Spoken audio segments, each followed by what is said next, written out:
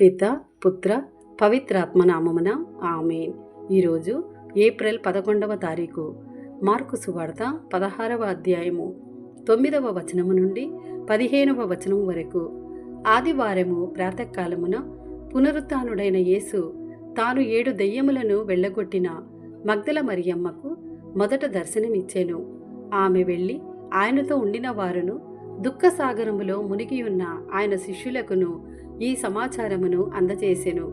ఆయన జీవించి ఉన్నాడనియు ఆమెకు దర్శనమిచ్చెననియు విని వారు నమ్మరైరి. పిదప ఆయన ఒక గ్రామమునకు వెళ్ళుచున్న 2 శిష్యులకు వేరొక రూపమున దర్శనమిచ్చెను. వారు 2 తిరిగి వచ్చి తక్కిన వారికి ఈ విషయమును తెలియపరిచిరి. కాని వారు నమ్మలేదు.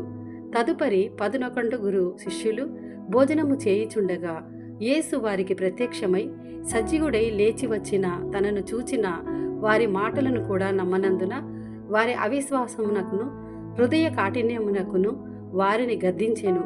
మరియు ఆయన వారితో ఇట్లనెను, మీరు ప్రపంచమందంతటా తిరిగి సకల జాతి జనులకు సువార్తను బోధింపుడు.